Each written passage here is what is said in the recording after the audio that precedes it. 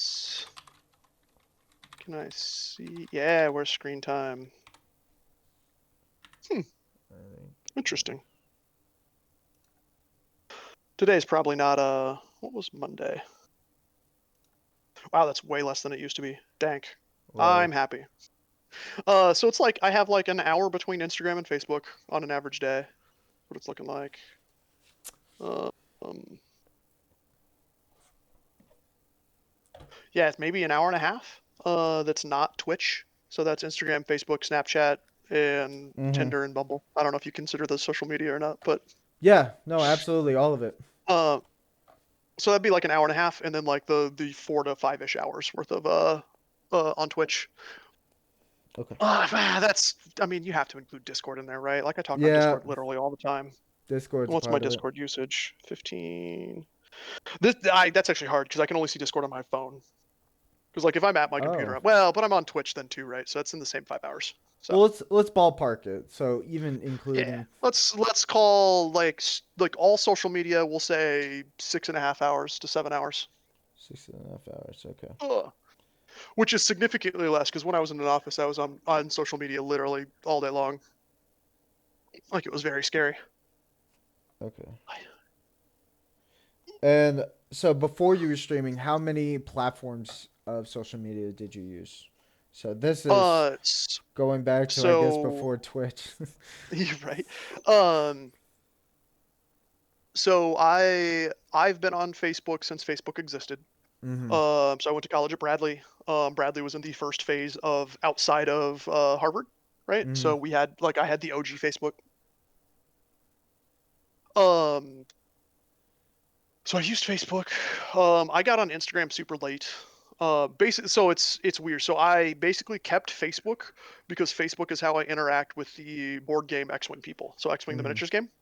So it's like I had a podcast for that. I was on like a pro team for like traveling and all that kind of stuff. So that was my interaction there. Mm-hmm. My Instagram was just kind of like my space. Like so that's where I just post like volleyball pictures or like vacation food, all that kind of crap, right? So that's more of like a personal versus like professional setting. Mm-hmm. Um I guess so then I use Snapchat because the Zoomer girls that I play volleyball with use Snapchat. So Mm-hmm. that's like the way they communicate. I'm not I wouldn't like I'm not I don't care if I use like I'm more annoyed that like there's 17 different ways that I have to remember people message each other, right? So Right. it's like, oh, do you Exactly. use Facebook Messenger? Do you use like texts or do you use Snapchat or do you use right like Mm-hmm. 9 million others? So yeah, So let's say like two or three. Is that good? yeah, Yeah. this is just a couple, yeah, for Yeah. sure. Because back then, I mean, if we're talking like before Facebook or even like the start of Facebook, not that many people were. Maybe people were using AOL and stuff, but it wasn't a lot. You know. Yeah, yeah, 100%. That was yes, we were all using AOL and MSN instant messengers, Mm, damn. and then Take. Facebook came out. Yeah, yep. I'm So because sorry. so Facebook came out my freshman year of college, so Yeah, it was like it was like I was at college when it first started, kind of a thing. It was crazy. you were immersed. Yeah, yeah. Wasn't it? It was Facebook was to find was to like hook people Dude, up, right? It Facebook was. was the Wild West. So let's go with some boomer history for you. So when Facebook first launched, you had to be enrolled at a college with a .edu Mm-hmm. email address from that college, and the only people you interacted with were in that college. So they had to be students at that school. I Right. couldn't like you went to a different college, I couldn't find you, you couldn't find me. Mm-hmm. So literally everybody put what their dorm room was, what their phone number was, what their cell phone number was, because back then we had fucking landlines in the dorm rooms too. Like Mm-hmm. what your like all of the what your relationship status was, what you were interested in. Like, and I have a computer science degree, so like I distinctly remember throwing a party my freshman year and sorting all of the girls in my dorm by single and interested in random fun, and then like looked at all the pictures and like circled the like seven that we needed to make. Like we invited everybody in the dorm, but we needed to make sure to knock on those doors if they were closed versus just walking down the hall like and people had their open doors kind of thing. Yeah. So You. absolute Wild West. So you discriminate based on Facebook. Oh my god, I mean, that's I don't know. no, no. It's all good. It's all good. Well, It's okay. like I said, we invited everybody that we came Yes, across, but we made yes. sure to knock on certain rooms. Put it that All way. right, there you go. We'll leave it at that. Okay, so after you started using sorry, after you started using Twitch, or you started streaming in general, how many Mhm. platforms did you expand your horizon toward? So Are you talking streaming platform yeah, or like social well, media so platform? we have, so we started, so you started streaming, and then you probably wanted to market yourself, right? And you probably wanted to Uh, expand it. no. So like the weird thing was like the initial streaming. I like there were no like Twitch streamers then, right? Like you weren't a Mm-hmm. famous Twitch streamer, right? Like that Mm-hmm. that was kind of before that happened.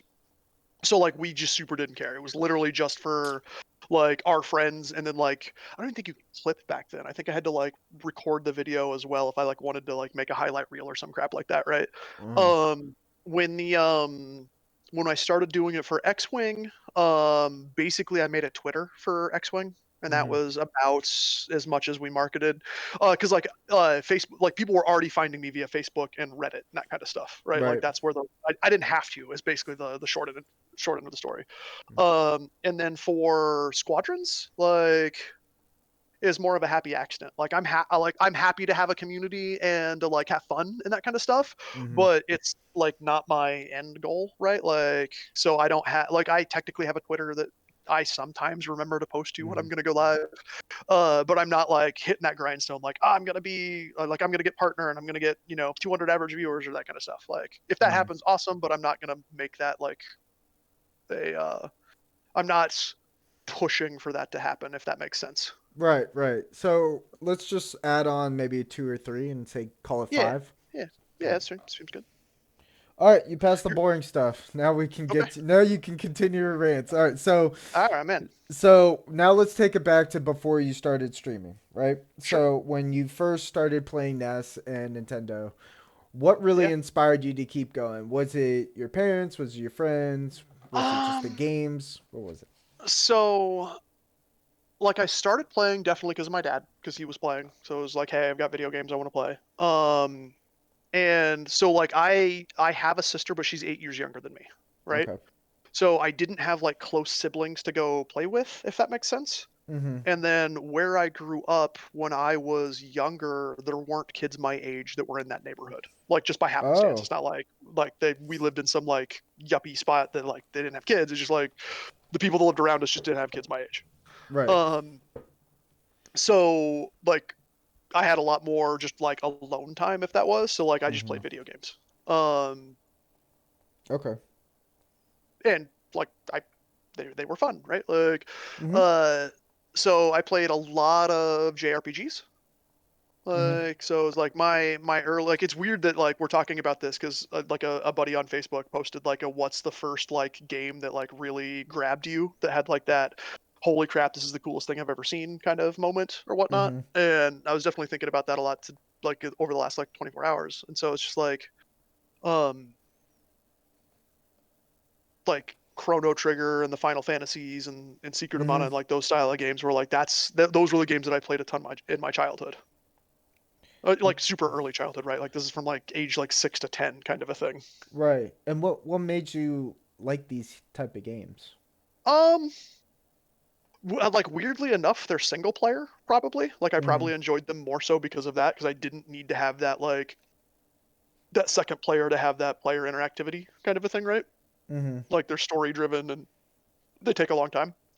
Uh, so that was probably more than anything. Mm-hmm. Which is weird because like I actively can't play games like that anymore.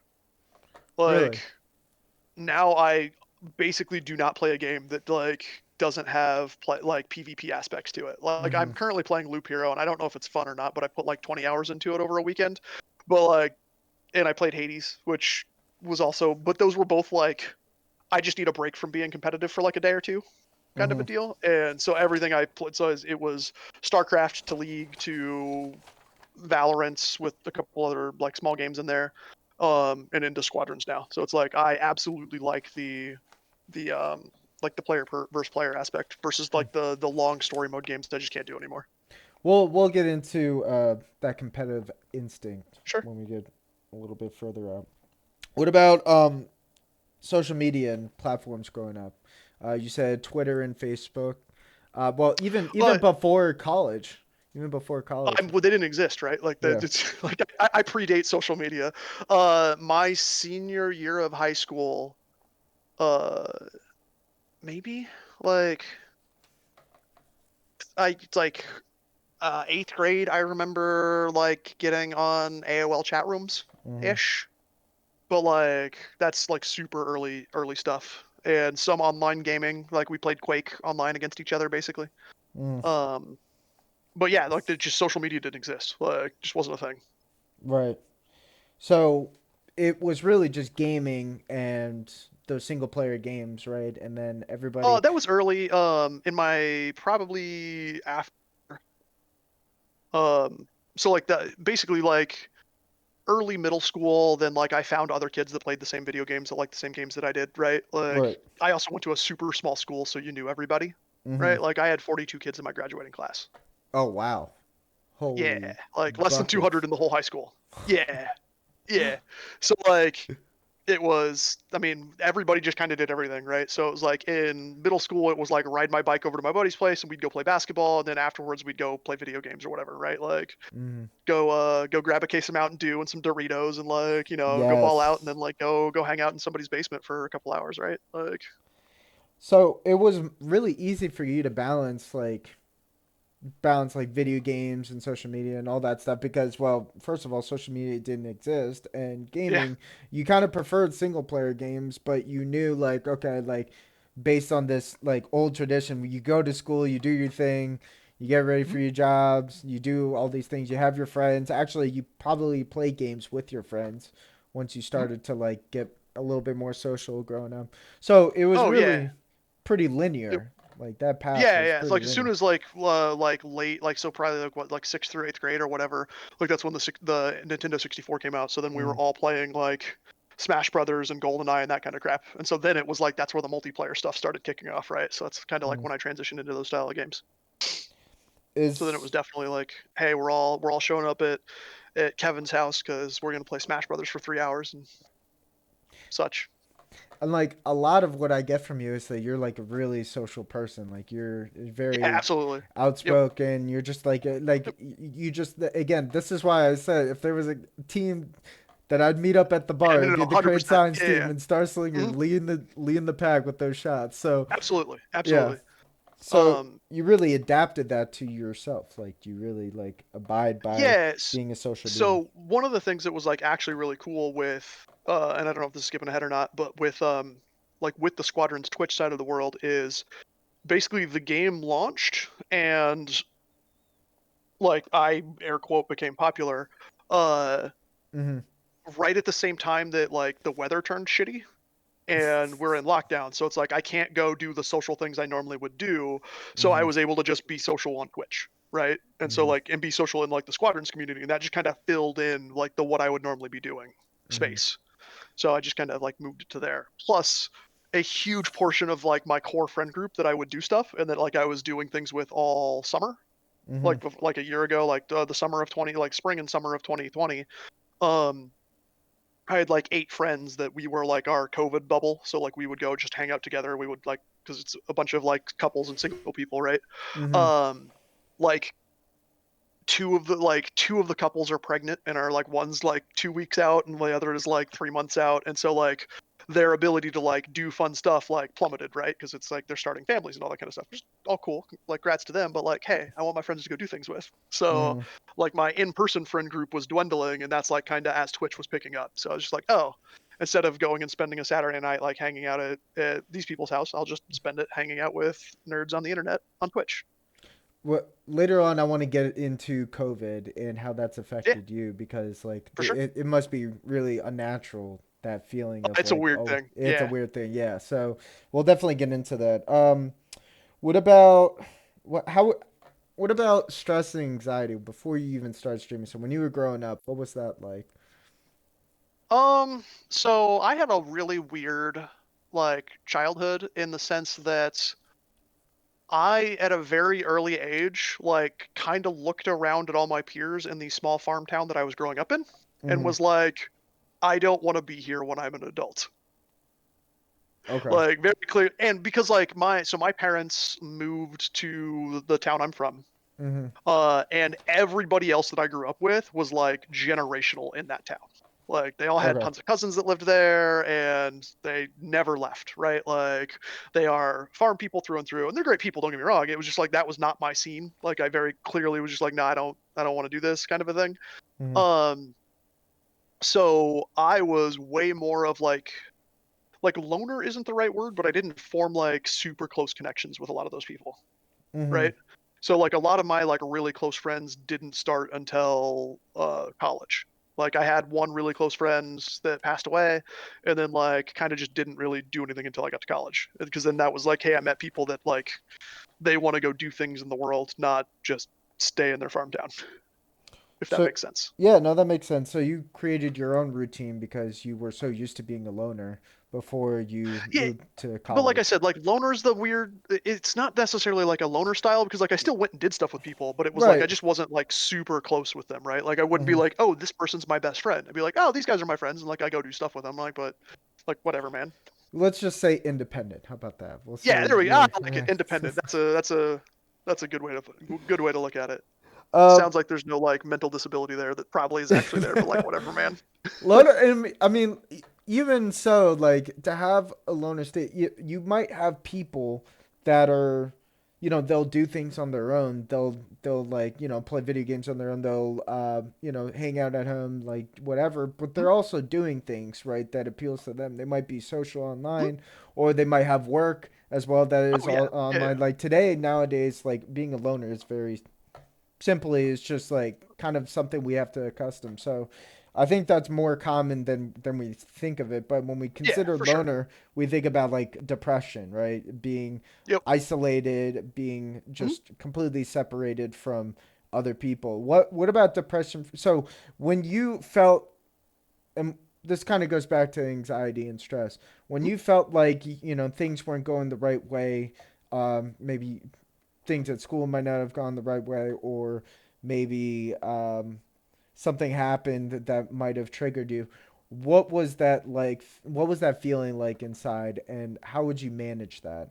And this is Uh, again before streaming, before Yeah, yeah, anything yeah. with So social I've media. always been like, wait, once again, independent. Like hyper independent to a fault. Like I have an absolute hard time like actually opening up to people about serious Mm-hmm. stuff, right? Like which is weird because like you can ask me a question and I can answer it very easily, but like that like getting through that next level has always been something that I'm just not good at.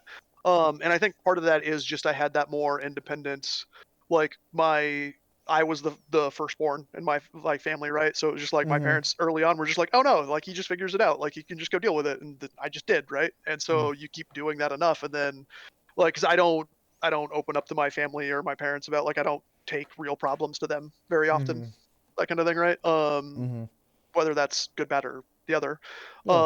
So I've just very much always been a I will figure it out myself kind of person, Mm-hmm. to a fault. Like so, like I probably have a like I have a hard time asking for help when I should need help, if that makes Mm-hmm. sense. So Uh, um, and so when you're, is it more of like, okay, let me rationalize the problem, or uh, is it more like, okay, look at the issue from more of a positivist perspective? Like, what is that rationale behind stress for you? oh no, like I overthink everything and I stress Okay, about there it stuff is. just like everybody else. Yeah, oh, absolutely. Yeah, yeah, yeah. And to like a fault, right? Like Mm-hmm. where like one of my biggest problems that I know and I have to actively like stop myself from doing it is like I will do something like little and dumb, right? So it's like Mm-hmm. I'll forget to pay the water bill, right? And it's just like, oh, like it's a $2 fine, just pay the water bill. But then I'll like sit there and stress about it, like I forgot to pay the water bill, and I just won't pay it. So then it'll be like a week later, and I'm like, what are you doing? Just go like mail this stupid thing and like stop stressing about it. But like getting over that hump is very difficult, right? Mm-hmm. Which is the dumbest, stupid little thing, right? You're just like, oh, like nothing is actually harmed here. There's no actual real problem. But like that's just one of those, I don't know, weird things that just I'll sit there and stress about instead of just solving it and taking 2 minutes, right? So you're a procrastinator. Well, so it's not that, right? Like, so like normally all of that stuff is like all like lined up, and I have got a system, right? But it's just like Mm-hmm. that's the style of mistake where it's just like no one cares. No one's gonna be mad that your water bill is like like a week late, right? Like that doesn't Okay. actually. There's no actual like stress or drama or problem there. I will just create and inflate that stress and drama for Mm-hmm. whatever reason. Oh, some So I more have to actively. grandiosity. Okay. Yeah, yeah. Like I Right. have to like sit there and like no, just go do the thing. As soon as Right. you go do the thing, everything will feel better. Mm-hmm. And so, since you consider yourself more independent, you probably had more experience with depression than most because you're more in. Not saying that Yeah, you experienced depression a lot, but more or less like you internally had to figure things out for yourself, right? yeah, no, like there's definitely huge portions of my life where I'm like, I don't know, I was probably depressed during that time. And like I have to actively like I am a lot better now mainly through just like growing and figuring shit out, right? Like Hmm. of knowing that like what my like like depression triggers are, if that makes sense. And Hmm. not in a like clinical depression, but in like a like hey, like I have a shitty day. Like I know like you know what I mean? Like these things are going to like make me like feel bad and whatnot. Right. And then like I have a pretty regimented routine to help me like cope with any of that, right? So Hmm. um, It took. which helps, I'm but sure it like had to took. figure it out, right? Like Yeah, yeah, yeah, and I'm sure it took nope. a while to get that regiment, right? Like you had to kind of figure. Yeah, Yeah. yeah, made a lot of mistakes, right? Like Hmm. figure it out from that. Like oh hey, that street doesn't work. All right. I mean, that's still important. You learned a lot from trial and error, Mhm. but it created your internal processing for figuring out problems. Yeah. Um, so let's talk a little bit about your parents. So you said they Oh were very open. Your dad bought your first system, and you kind of played yeah. with. So tell me a little bit about them. So my mom is a court reporter. So she's Okay. like the stenographer that takes all the words down in the courtroom when all the lawyers and judges are fighting back and forth, Right. which was super bullshit growing up because like she could remember exactly what you said verbatim. So we're like, no, I didn't say that. She's like, no, you absolutely said this. And I'm like, God damn it, you're probably right. I can't remember, and I know you remember. Versus now, looking back, I'm pretty sure she didn't always know, and she forgot too, but she was just leaning in on that, like, no, I always remember. Right? Like, Mm-hmm. Right. um, so she is also like me and her are super hard headed, right? Mm-hmm. Like, and so we always butted heads. I got along with my dad, not to say I don't get along with my mom, but like there was always tension there whenever there could be, right? Like, because Right. both neither of us want to back down, right? Mm-hmm. Like, um, and my dad is very much more chill, laid back. Um, and he's been a cell phone field engineer for like literally ever. So he's the guy that makes sure all the towers have the radios in them that so that they all communicate Mm-hmm. together. But yeah, no, they I mean, I had a very good childhood, two parents, the whole nine yards. Like they came to all my sporting events. Um, did all the I don't know extra stuff or whatnot. It feels weird because like I don't think we have that like deep connection point that I see other people have with their families, right? Mm-hmm. But I don't have a good reason for it. Where it's not the oh they were divorced or oh they had these problems. I'm like no man we all got along. It's whatever. Like Right. I don't know. Like we call each other like once a week to check in to make sure we're all alive. Like we're like Mm-hmm. all right cool. See you at Thanksgiving, right? Like So that that um that independence factor it's not just with you, it's for most of the oh yeah. people in your family. Okay. All Well right. no, so they're way closer with my sister. Oh, they're So okay. yeah, so my sister like talks to my mom every day, or probably I think she still does. Mm-hmm. Um, and not that they're like there's no like animosity or anything there. It's just one of those like they're all very close and do stuff way more frequently Okay. than I do, and not like I get invited to all the stuff. I'm just like, hey, I'm not showing up to this. Like, oh, I'll be there for that one, right? Okay, It's like, I'll get the next one. yeah, well, it just depends on what it is. Um, what about so you said that your dad was a lot more flexible with you and you and your mom butt heads. Was there any push towards career path? Because it seemed like your dad was also into technology. Did you just kind of want to Well, aspire to? so my no, my dad is like the weirdest. He went to college on a basketball scholarship. Mm-hmm. and has a set design degree. Like, Okay. so he was a roadie for multiple years after college, like designing, like literally was like a roadie for Blue Oyster Cult and Mm-hmm. like made their lighting arrays work and shit like that, right? Right. So it was literally once like him and my mom settled down, he was like, I need to get a real job, and like, looked in the paper and got a job at a telecom company that then got bought out by a cell phone company. So Mm-hmm. like he was just the dude that could read a manual, and they kept like, all right, well here you've graduated to this store, now you can do this now, and he just is the guy that's done it for like 35 years or some shit like that now, right? Right. So that's not to say that he's not tech inclined or whatever, but it was like it's not the like my dad went to school to be an engineer and like makes such and such stuff. It was we accidentally got there, right? Mm-hmm. Um, so my parents had always pushed like there was no question that I was going to college. Like Mm-hmm. this was like you're doing this, you're gonna go to college, you're smart enough, like you have to go. Like okay, whether or not that was the correct call or not is that can be debated later. But like at the time, that was the big push. Right. Um, and I just kind of naturally like so I legitimately like went to college, went to my orientation for a history degree.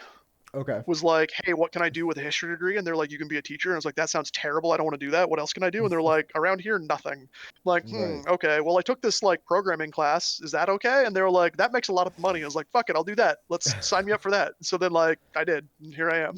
So they trusted you to really find your own path. There was a Oh lot yeah, of absolutely. flexibility for Yep. that. That's really No, awesome, man.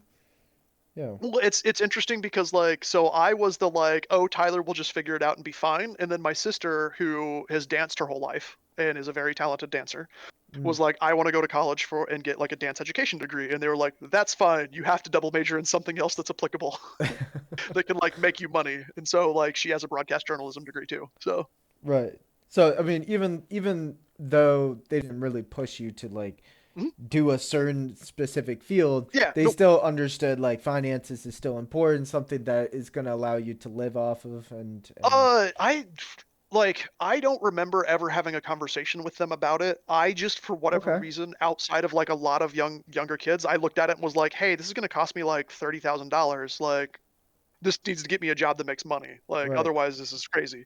Versus Right. like I mean a ton of people like that's not their fault, but like they don't make that connection and then it's like, hey, I have a degree that's not applicable to getting a job Mm, or getting a better job and $100,000 in student loans, what do, right? right. So I just was like, hey, I can't do that, right? So Hmm. yeah. And again, the student loans is probably what you were trying to say about the go to school type of thing, right? Yeah, yeah, yeah. Well, Yeah. right. I mean, it was, Yeah. but yep.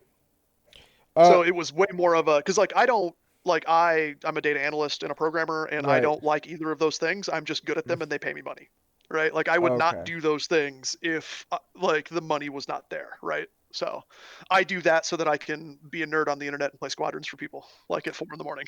So if you could choose a full time job that you would want, it would Yeah, be I would full time absolutely. streaming. So I have always been interested in entertaining, like in the entertainment Mm-hmm. side of the world. Like, I just that's something I have fun with. So I did a lot of theater growing up. Um, I will absolutely destroy a karaoke bar. Like, we'll go all Mm-hmm. night. It'll be great. Um, so like Twitch just happened to be that platform that kind of like synced all of the things that I liked to do, right? Mm-hmm. So Allowed you to expand your personality with what you wanted to become as like in a career yeah, well, just oriented like with. how I actually choose to entertain, right? Like, hey, I have a platform. People care about like the air quote gameplay or whatnot, right? But like this is what we bond over and interact versus like starting a band or being a stand up comedian or something like that. Mm-hmm. Let's go back to competitive gameplay. You said once you Sure. started playing with friends in Yep. gaming, you started to become a lot more PvP oriented Oh, and absolutely. just Yeah. Yep. yeah. Tell me a little bit about like the first games and things that you did that were Oh, really absolutely. It was competitive. GoldenEye 64 Oh and yeah. 100% GoldenEye 64, Duke Nukem 64. Like we played the shit out of that. And then Smash Brothers. Mm-hmm. And then the super throwback. I don't know if anybody will know that Conker's Bad Fur Day. Yes. Sweet. I know it. I don't know if anybody else knows, Uh, but I definitely so know we because. were so that was like those were I mean plus like I played tons of sports games too. It just depended on the friend Hmm. groups, right? So like NFL Blitz, all the Maddens, all that kind of stuff, right? Like so we did all that. Um, but yeah, like and that's like really where I started. And so I played Warcraft 2, Warcraft 3, and StarCraft, and Hmm. then StarCraft 2 came out, and I was like, hey, like I played competitive Dawn of War in college, Hmm. which was a Warhammer 40k RTS. Hmm. And then StarCraft 2 came out, and I was like, hey, I really want to do this. Like, I'm gonna be a StarCraft 2 player, right? And the problem was like I had an adult job and other stuff, and like life responsibility kind of got in the way with me trying to be a pro StarCraft 2 streamer or Right. a pro StarCraft 2 player. Has nothing to do with I was just terrible at the game. Like, way more to do with like just couldn't put in the hours. Right, and yeah, a lot of these games came out like when you were probably in college and trying to like do your own thing, right? And here's the one thing that's pretty cool. Most of them are shooters. So once you No, started pick, so weirdly enough, no. So like shooters, like the early stuff, that was like where multiplayer happened, right? right? Like uh, 64 is like the start of competitive multiplayer for like video gaming, right? Mm, Um, no, I was actually so like StarCraft 2 being an RTS, so I was a huge RTS guy, and right. then I moved to World of Warcraft. Okay. So I we like the weird timeline of my life to like make gaming a thing.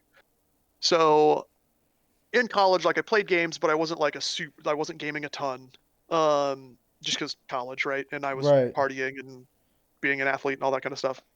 Mm-hmm. So I graduated college in 2008, which for those of you that are, not boomers my age, there was a huge housing market crash in 2008, Mm, which was really bad because I right. graduated, got a job, and bought a house like straight out of college. Oh Like, wow.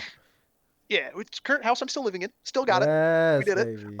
But like, so bought a house, got my job, lost my job 6 months later. Mm-hmm. My college career was, or my college like side hustle job was working at Circuit City selling TVs and cameras. Mm-hmm. And Circuit City closed in 2009 in like February. So I lost two jobs in the span of 2 weeks. Oh my And gosh. then there literally no one was hiring. There were no jobs. They didn't exist. So my best friend moved into the house with me because him and his like college girlfriend split up, and he also lost his job. So by Mm-hmm. our unemployments combined, we were able to afford like the rent and the utilities, or not the rent, Mm-hmm. like the mortgage payment and the utilities. And then I was unemployed for 9 months, and that's when I started playing like high-end competitive rating in World of Warcraft. And Mm-hmm. so I had my 40 hours a week World of Warcraft career, plus then my going. That's when I started cage fighting too. So then my combat sports career, and then I just didn't have a real job for like 9 months. It was great. That must have been stressful, man. Not having a job So and. it was so weird because that's the normal like response, right? It's like, oh, that had to be really, and it wasn't at all. Mm-hmm. It was this extended spring break, or it's like summer break between Mm-hmm. like college and the real world. Because like I can't. It's hard to explain to people like there were no jobs, like they just Right. didn't exist. Nobody was hiring for anything, right?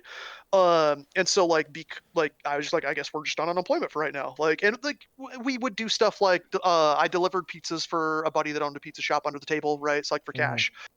We would go like bale hay, like for farmers that we knew back home, that kind of crap, right? So like we made a little bit of money here and there, but there was no like pressure to find a job because they just didn't exist at the time for like 6 months. So it was like, I guess we're just hanging out, right? Um, and it was like I got like a 3 month severance package, and then I got like my a first time home buyer's credit Mm-hmm. for like buying a house. So it was like I graduate college, I have a job for a little bit, I lose both jobs, I buy a house, and I have like 20 grand sitting in the bank, and I'm like, well, this is weird. Like I can't party and do anything on this 20 grand, but like it's there. So we just rode that out until it uh started dwindling, and literally just by happenstance the company that I worked for called me and was like, hey, do you think you can do X? And I was like, my bank account currently reads zero. I can do whatever you want. Like, if you guys sign a paycheck, I'll show up. Like, great. Like, come on in. So You always found opportunities to kind of fill the void, right? Like, yeah, oh, we absolutely. couldn't find a job, but like, okay, I got a friend that works with pizzas. I have Yeah, unemployment. yeah, I yeah. got like you stayed busy, and that's pretty. Oh, it was nuts because like yeah, absolutely. Like I had the weirdest life in the history of ever. I would well, I it's same sleep schedule as I am now, right? So I would wake Right. up at like noon to 2. I would go work out for 4 to 5 hours. Mm-hmm. Like get home if I was going to deliver pizzas or I was doing whatever, we would go like to the bars or wherever. Like if we Mm-hmm. knew whatever bar had like the food and booze special. So like this bar on Tuesdays has free pizza if you buy beer. Like, all right, cool, we can go get dinner there. Cheap beer, Mm-hmm. great. And then I would come home and play video games all night. And then like go to sleep. And then so like it was this weird like I didn't have a job, but like my job was like fighting and playing video games. So sure. Which was also the two weirdest like cultural clashes, right?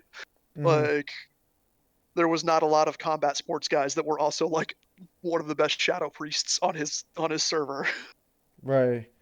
That's I was just thinking, like, throughout that whole time that you were trying to figure out like these opportunities, and you were always finding, you always had like outlets for self care as well. Like you played Oh video yeah, absolutely. games, Yep, yep, you stayed busy with like workouts and stuff, and yep. cage fighting. Like I used to do some MMA when I was growing up as well, Huh? and obviously wrestling and taekwondo. Like Yeah. there's certain aspects to that actually contribute to like outside the ring, right? Like Oh, tell absolutely. tell us a little bit about cage fighting and like everything that you. So I did stand up Muay Thai for 2 years. Hmm. Um, the literal draw of it was I graduated college. Hmm. I started dating a girl that was still had a senior her senior year left, right? So she was one grade below me, Hmm. who was on the women's basketball team and was like the most in shape person I'd ever met in my life. And I had Hmm. just like not done anything for 2 years, so I was like fat and out of shape. I was like, well, this is crap. I need to like whip my ass back into shape. So I started working out at the college gym, right? Hmm. And playing basketball again and running and all that stuff. So I was getting back in shape.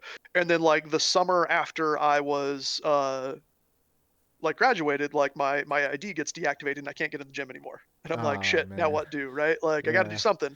Right. Um, and so I was like, hey, I've always wanted to do a martial art. Like I've always wanted to do something in a combat sports arena. I've never really had the opportunity. Once again, grew up in a tiny ass farm town. There Right. wasn't like I couldn't take karate or taekwondo or anything like that. It just didn't exist. Right. And my parents weren't going to drive me 40 miles away to like where I live now, which has like real people in it. Right. That's why I wasn't a hockey star. Like I Hmm. always loved hockey, wanted to play hockey. No hockey in small town, but yeah. Um, now that's purely I have no idea if I'd be good at hockey or not, but I'm gonna say I would have been a great hockey player had I had the opportunity. Makes the narrative better. So so no, I literally just Googled like combat sports Peoria and found a gym that did boxing, Muay Thai, and jujitsu. Hmm. And so I contacted the guy and I was like, hey, I'm interested. Like, what are your rates? What can I do? Blah blah blah. And he was just like here's the monthly pay. You can come to any number of the classes you want. Like, come hang Hmm. out, come watch this class, see if you think you'll like it or whatnot. Like, all right, cool. So like I came and hung out and watched, and they were like, you can just jump in. I was like, I didn't bring any gear to jump in, so like it'll be fine. I'll hang out. And so I watched the Muay Thai class, and like I have a weird fighting frame, so like I'm 6'7", 6'6", Yeah, and you're I fought at tall. well yeah, but I fought at 185. Oh yeah. I mean, Right? So I'm well, that. very like Yeah. very lean, very like everybody at Yeah. 185 is 5'10". Like I had an 8-inch reach advantage on Yeah. everybody I fought. It was brutal. Yeah.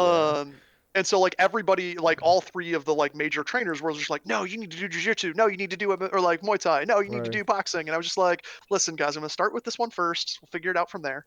So I picked Muay Thai. I don't know if you've ever seen the movie Ong Bak. I've seen it. I've Yeah, seen okay. it. It's like what it was one of those movies I watched with my buddies. Like that dude's a badass. Like Right. that's what I want to do. Like Oh that's the my if I'm gonna god. learn to fight, that's how I'm learning to fight. And so I did. So I jumped in, and it was like I was doing it just to get in shape and to try it out. But I already have that like athletic competitive mindset. Hmm. So I was like just showing up to the like the beginner classes. So I did that for like 3 weeks, 4 weeks, and then they were like, "Hey, you should stay for like the advanced class after. Like Hmm. you'll do really well there." I'm like, so I did that. Did that for like another month, and then they were like, "We need you to come to sparring sessions. Like we don't Yes. care if you want to fight, but like you provide a like a puzzle for other fighters to figure out Hmm. that is really good, And so we want you at least working out against like our actual MMA guys, so that they Right. have to just deal with someone that's 6'7" that can hit them in ways they don't normally get hit, right? I'm Mhm. like, all right, sure, whatever, fuck it. Mhm. So did that. Did that for a couple of months. Then they were like, "Hey, you should come to the smoker." And then like I beat everybody in the smoker. I'm like, all right. Mhm. Now, mind you, when I say I beat everybody, like I was the biggest bitch fighter you've ever seen. Like I have a giant reach advantage. If I don't knock you out with a head kick or like kick your legs out from under you, I'm just gonna win on points because I'm gonna jab you in the face 47 times and you're never gonna hit me. It's the Yeah. most frustrating experience because I'm just if you are in kick range, I'm in punch range, Mhm.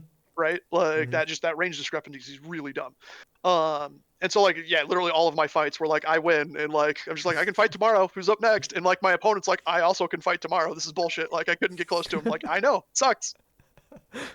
So So you learned a lot about your own body just oh doing yeah, cage yep, fighting. Like you yep, learned your strengths and yeah, that absolutely. extension. And Well, and yeah. it's so like I have a very like um problem solving mentality, right? Right. And so like putting me into that situation, I was like I very quickly was like I don't have the striking power in my arms to box with people. Like these Mm. guys just absolutely murder. Like they would put us in like boxing only, and I was like, this is bullshit. I hate it. I hate it here. Why do I have to do this? Right? Right. I distinctly remember like one of the guys I trained with, who was a short like flyweight, but he like wrestled for Missouri and was like a really, really, really good wrestler. Right?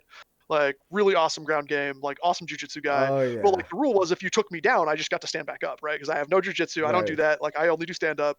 And he shot me one night, and I actually sprawled, and I got to I got the side guard. Like I Right. flipped him and got the side guard, and I was like, yeah, I got it. Like I'm winning. And I don't know if I blinked or I copped or some shit. And then he was on my back choking me out. I don't know what happened. I was Y- like, all right, nope, stop. We're done. Stand Yeah. back up. I don't They're want to play this usually game good anymore. leg riders. Good It was wrestlers are awful. It good leg was riders. yeah. Yeah. Um, and that was the other reason that I stuck with Muay Thai was I was like, hey, I can flex what I'm really really good at, and I Mm. just don't have a wrestling background in any way, so I'm already Yeah. starting at such a disadvantage. So like, Right. if I wanted to go into like the full MMA, I'd have to do that, but it was just a um like this was a for fun thing. Mm. And then I did a couple cage fights, and then I basically didn't pursue it further because like I started working again, so my ability to like hit all the training sessions I would want to go to while also working was Mm. very hampered.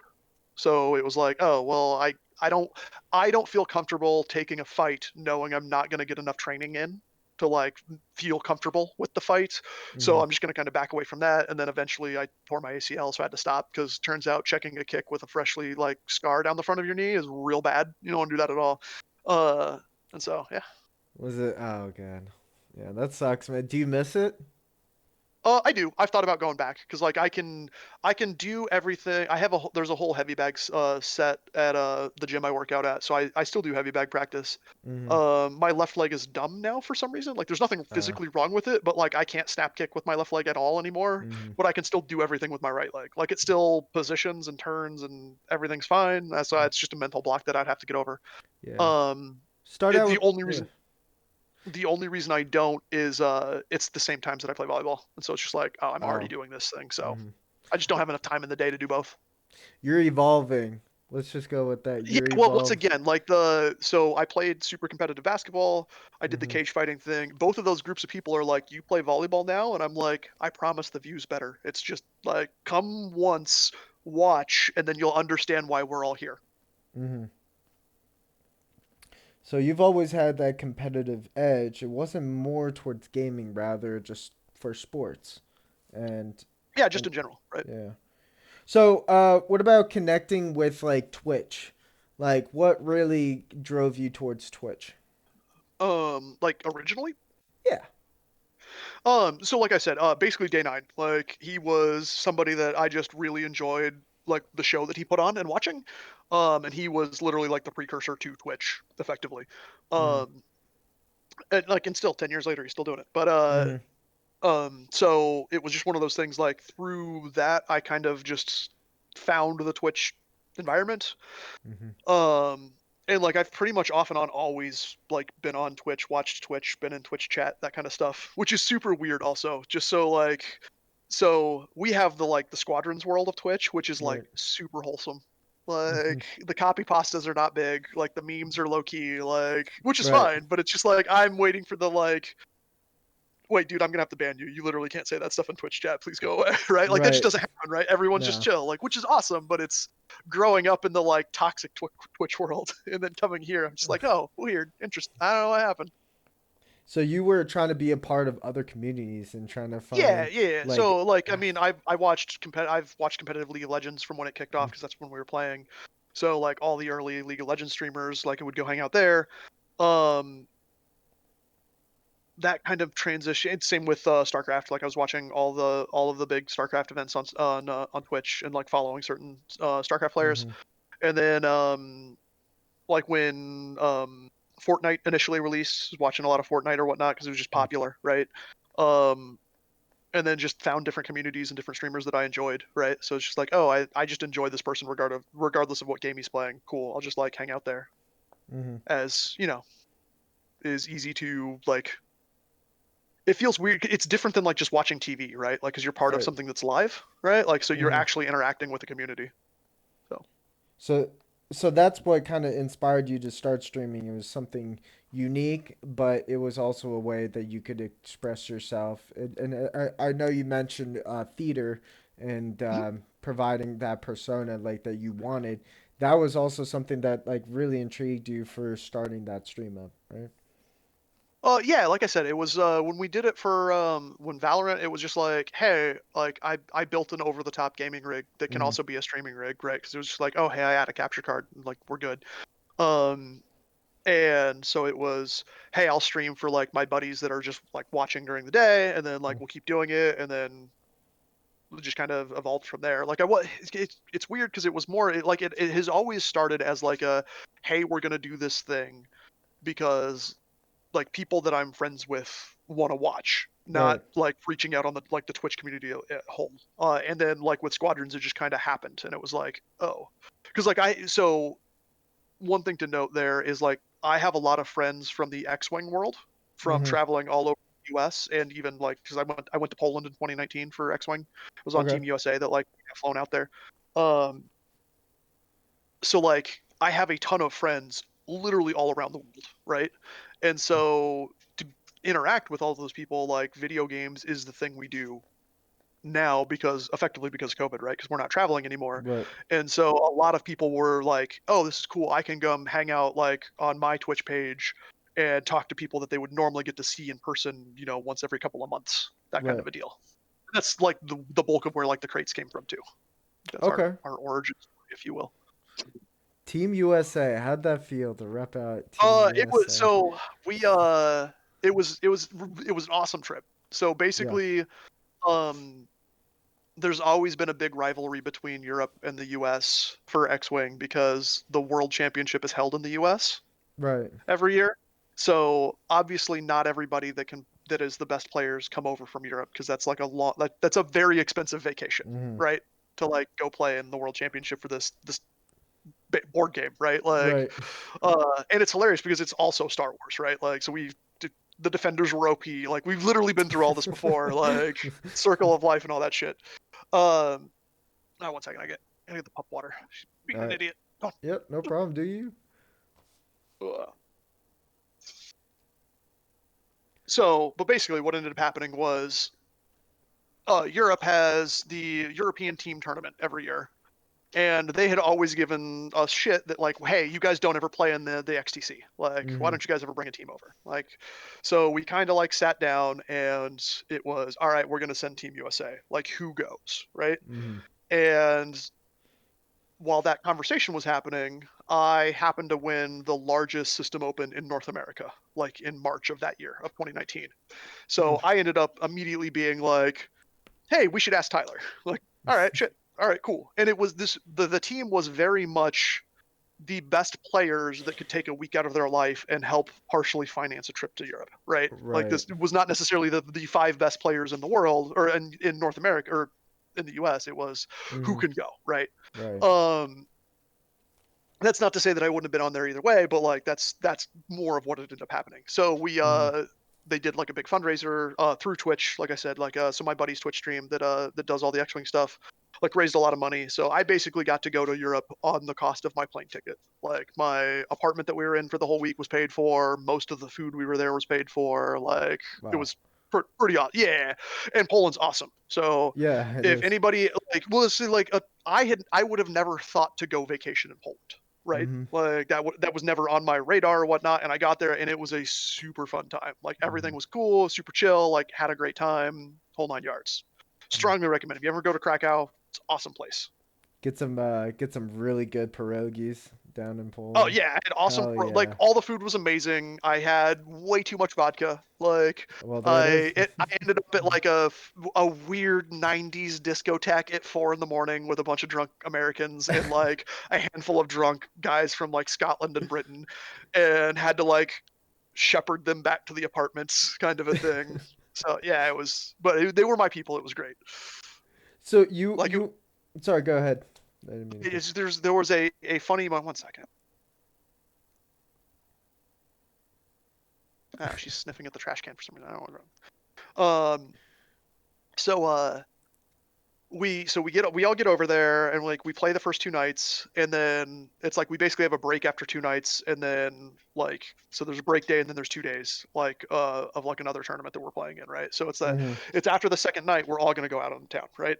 And so all the British guys are like, oh well, you're in Europe now, like you don't have any of that crappy like North American light beer that you can drink on the whole time. You're gonna have to drink like real alcohol by volume beer. And I was like, man, I play beach Oh, volleyball for like a hobby. All we do is drink vodka in Poland, the land of vodka. Like I promise I'll be fine. right. And the exchange rate is awesome, so everything is super cheap there, right? Mm-hmm. So it was like we ordered trays of like 20 shots of vodka and just like brought them to the table repeatedly. Like it was a great night. Had a blast. Yeah, and this is something we might not be able to experience in Squadron is having that experience of going overseas and doing a LAN Yeah, tournament or something, yeah, which is unfortunate because we would have such a great community if that would have yeah. happened. Um, well, so like the so it's such a weird thing where like I would so like all of 2020 and now into 2021 is just, like to give you an idea.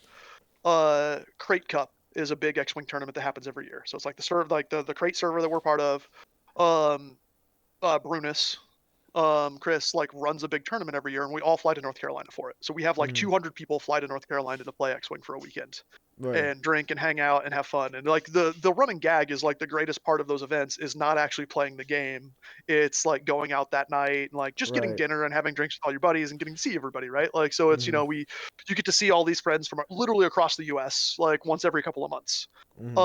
I was in an Uber getting out at O'Hare to get on my plane to North Carolina when North Carolina shut down. Oh wow. Like Oh Chris called god. me and was like, "Hey, are you on your plane yet? Don't come. The governor just shut down North Carolina." And I was like, Ah.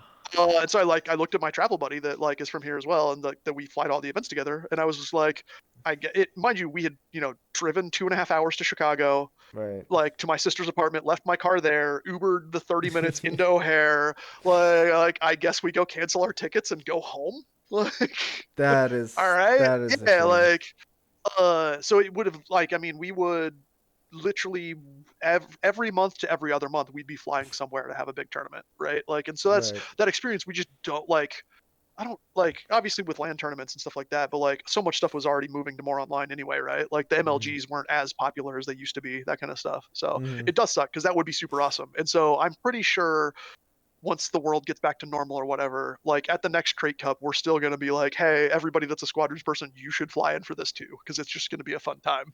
That would be. I mean, that would be awesome if we could. Yeah. I mean, I don't know what would. I mean, obviously, I've never gone and flown and done a land tournament before, and I'm sure not a lot of squadrons players have done that too. Yeah, no, But not at all. you and the Crate Boys know. So Yeah. like, if there's like anything that would actually need to be supported, like you would have this huge community that would help, Mhm. and I think that's Yep. what's so special about it. When you started streaming, what really like inspired you other than like theater and supporting friends? What was it that you wanted to do that you couldn't do anywhere else and that drove you to Twitch? Um, I don't know. It was all like I said. It like I am the weird Twitch streamer where it's Mm-hmm. like I do it because I can. Like I have the technology and the hardware to do it. So it's just like Mm, ah cool. Like this would be like if I was never a Twitch streamer, that wouldn't like change much with my life, right? Like I wouldn't be like, oh no, I didn't do the thing. Like I enjoy it. right. Like I'm happy to do it. Um, there's a weird like so kind of like kicking back to the whole like mental health side of the world. Yeah. Like it's very weird because like I'll have like yeah, everybody has like a down day. I'll be like, ah, I'm just not Mhm. feeling good, like blah blah blah or whatnot, and it'll be like well, but I'm supposed to stream tonight. Like I would normally be on playing or whatnot, and like you have to get over that hump. You have to like, all right, let's put on the game face, like let's go like have fun, like let's go stream. I've Mhm. literally never had a bad night after that, right? Like I've never been like I'm mad that I did this, right? Right. Like does that make sense, right? Yeah. That. Which is like a totally weird situation because like I don't know is that's I've had anything like that like because like I've had sports teams I go play on and like the game's just shitty or whatever like "Ah, okay Mm. this is dumb right like you've had work where work's just bad right like just Mhm. I've never had a night where it's like I got done streaming and was like I'm mad that I streamed tonight Mhm. right so like I think that's something that's just unique to Twitch possibly also just unique to the culture that I've tried to foster in my channel if you will Mhm. of just being chill and like hey this is just a fun place to hang out. You said something that was really cool. I do it because I can. Yeah. Right? Like Yep. that you expanded your rights to express yourself through this outlet of with whether it's social media, but you were able to say, "Hey, like I can build my own community and I can do it because I can. Because Yeah. people Yeah. are doing it too and why the hell not?" So, Yeah. Like so, and the important thing there is like it's not. It was never a like, oh hey, I saw Ninja like break mhm, Twitch and like make 250,000 subs a month or some shit like that, right? And like I'm gonna do that. I'm gonna be the next Ninja, like right? right. Like it was never that drive. It was just like, oh yeah, like all right, cool, I can stream.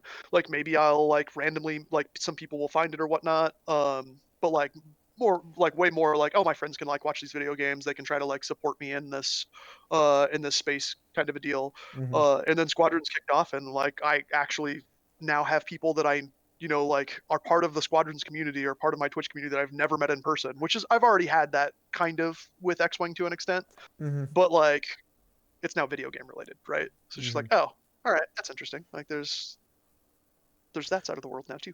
What was your first year like streaming?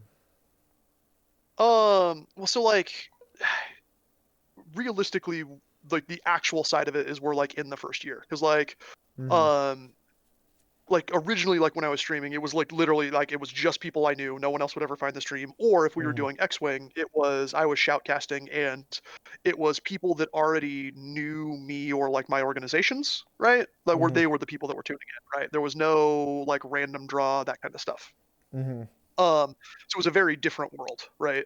Um, the amount of people now that is just like, oh hey, like this person has 30 people watching him play Squadrons, like I'm gonna go watch that guy. Like let's go see what that's about, that kind of a thing. Like that didn't exist in those spaces. mhm. So over the last, I don't know, what are we at? It came out in October, so we're in like Right. month 6, right? We've been doing this for like 6 months now. Um, it's been very fun. I've enjoyed it. There's been some weird moments. I think me and Chris were up all night one night, and like the servers went down, and so it's like 7 a.m. and so we're just like sitting there waiting for the servers to come up, and like I have my intermission splash screen on, and we're just like talking about random crap or something like that, and someone gets in the chat and they're just like, "Why intermission? Play a game," and I'm just like, "Damn, like that's the most like dance monkey thing I've ever seen. Like, Right, what's going on?" exactly. It's like, I'm sorry, I can't play the game. The servers are down, man.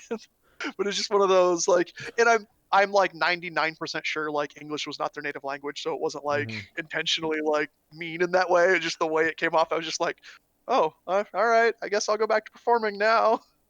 So you're still having some learning curves here, like to streaming, and you're still kind of understanding the culture as appealed to you being the streamer and them being the people that are watching you. So do you find that? So you said that there was one night that it was like, okay, like we have to do well or we have to succeed. But like ever since that one night, like everything's been pretty chill. You've been enjoying your streams. You've been having a good time. Oh yeah, no. So what I wanted to say with that is that's happened multiple times where it's like, hey, I haven't necessarily felt like streaming, right? Like, hey, Yeah. like I don't necessarily like just feeling meh or whatever. But like I've never had a point where I was in that headspace started streaming and playing and interacting with the community, and then Hmm. every time I've left that night, right, like so the at the end result, I've always felt way better. So it's Right. just like that's one of those weird like like only positives. And I don't think that's always going to happen, right? It's just Right. like it's that happenstance of like no, it just literally always happens. I will distinctly after I'll get done, I'll just be like, man, I just didn't want to stream tonight, and look, excuse me, and like that was really good. Like everything went Mhm. well. Cool. So you also know your limits as well to streaming, and at this Yeah, for point sure. you're pretty content with it. Yeah, yeah, like 100%. Like I said, I'm absolutely the person that like I am not going to go like, "Oh, I started streaming, I have to do 8 hours tonight." I'm going to stream until like, "Hey, I just don't feel like streaming anymore." Either that's I'm too tired or, like not feeling well, or if it's the games just aren't vibing, right? Like, "Hey, I'm either not playing well or the match is just like, "Oh, hey, I've had the fourth match in a row where it's just like this is a dumb game. I don't want to play this game," right? Like, "All right, man, I'm just going to go watch Netflix instead." Right. Like, and it's very easy for me to disconnect like that, Right. for better or worse for the community wise, right? hmm What about your family and friends when they knew you became a streamer and when you told them? What did they Yep. say or think? Uh, so my dad already knew what Twitch was because of X Wing. Mm-hmm. So like he's watched X Wing tournaments on that and stuff. Like I've been featured on a number of Twitch channels for that. Mm-hmm. So it's like that was that already known category space or whatnot.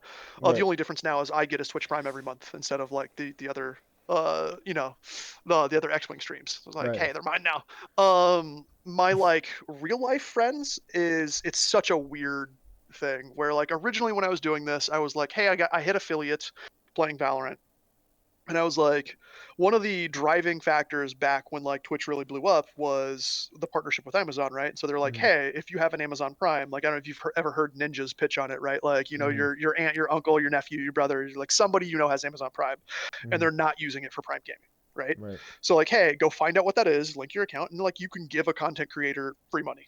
Like Right. cool, it doesn't cost them anything. It's just free money. And so like I've kind of driven that too, where it's very important to like it's not about me specifically. Like I don't need your Twitch Prime. Like I don't I'm not using Twitch to like make a living. It's cool. Like I'm happy that it makes money. I buy my dog extra treats so that she gets more treats on stream, right? Like uh but it's just like hey, there is free money that is available for there's a ton of cool shit on Twitch. Like Mm-hmm. people do really really awesome stuff. So like just give it to somebody, right? Like hey, it's free, just go do the thing, right? Mm-hmm. So I kind of broached that with like a lot of my volleyball friends, and they were just like, "Well, do I have to do like how do I do the thing? It doesn't cost me." I was like, "No, it doesn't cost you any money. Like it helps my channel, and it just gives me free money. And you can't use a Twitch Prime from an iPhone, and they all have iPhones. So like I set up their accounts on my phone like the first time we were all like sitting out at a bar, and then afterwards like they can't be bothered to like go click a button once a month. So Mm-hmm. like there's a handful of them that will like stop by Twitch chat every once in a while and just say hey, like see what's going on.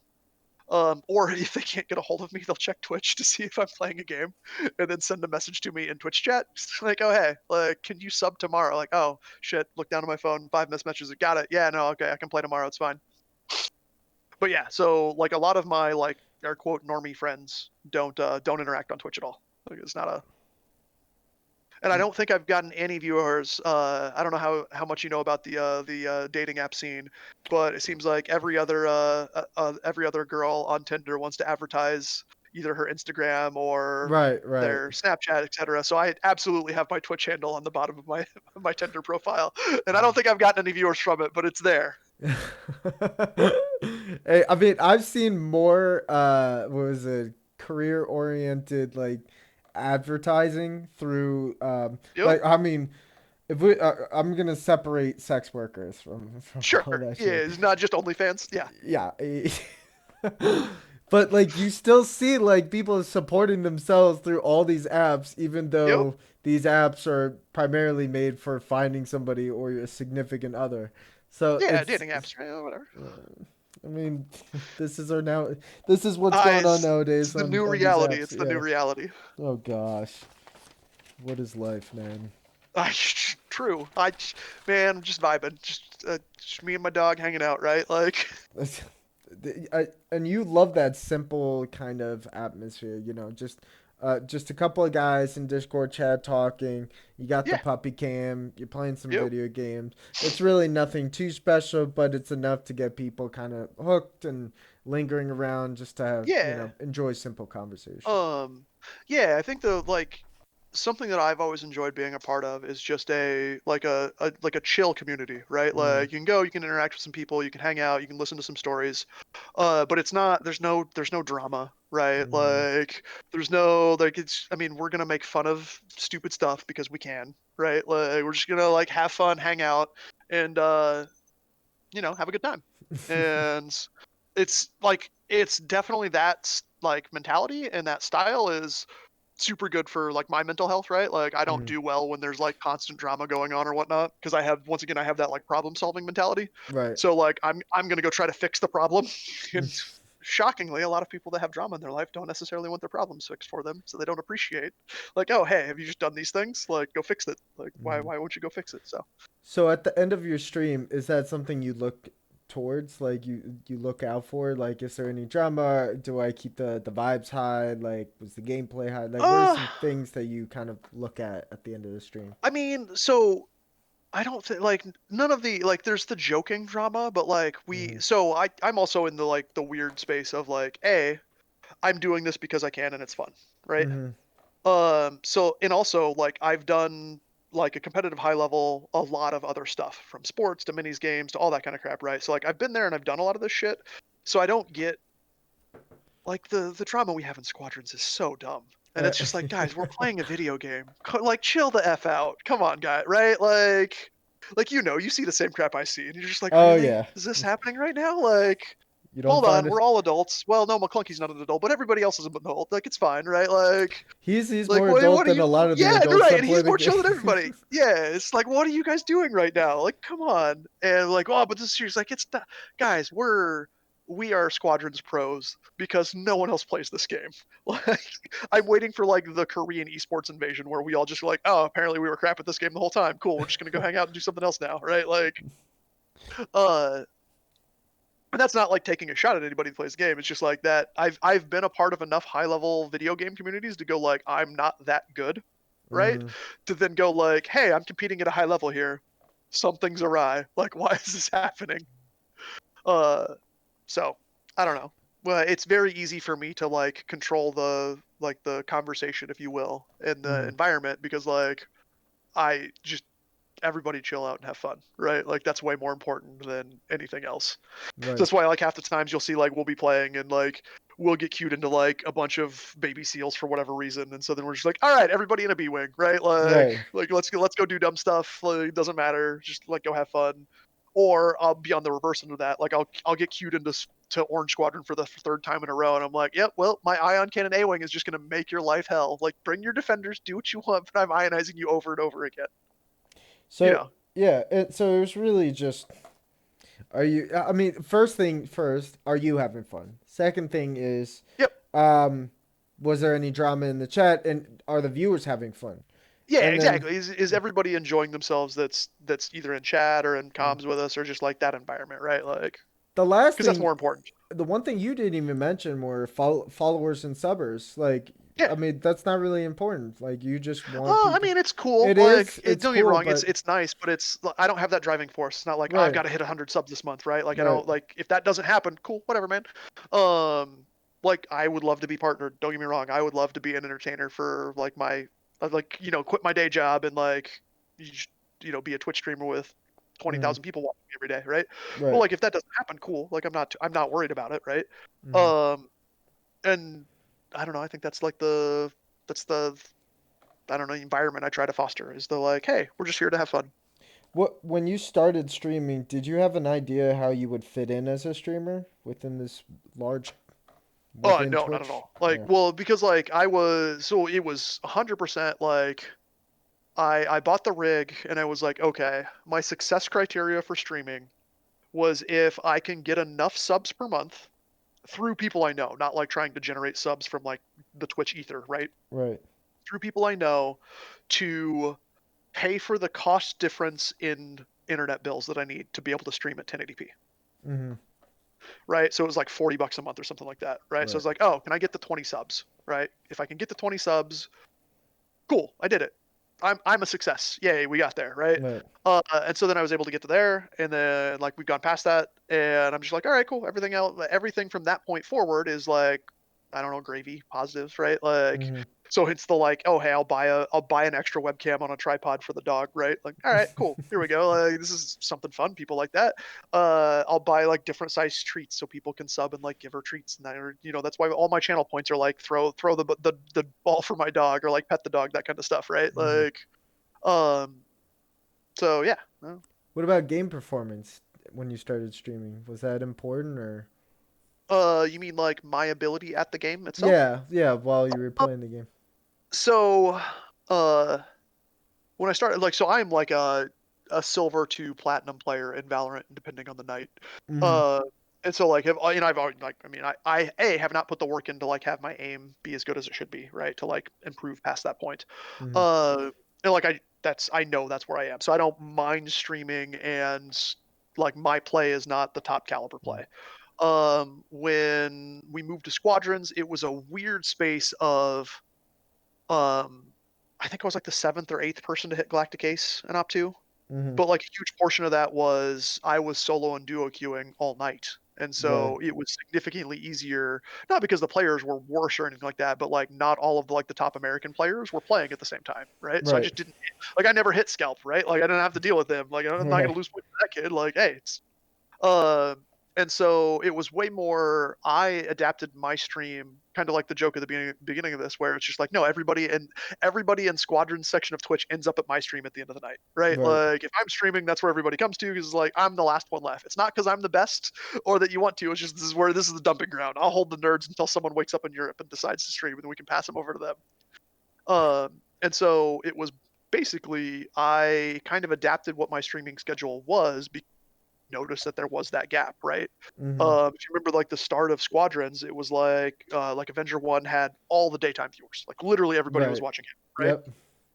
And so I would stream in the daytime, and I basically have like four people watching, and it was literally all four people were from the crates, right? Like there's nobody else was watching besides that, right? Right. Uh, and in the evening, I might pick up one or two, but like I said, it was definitely like No Bear raided me one night after he was done playing. Mhm.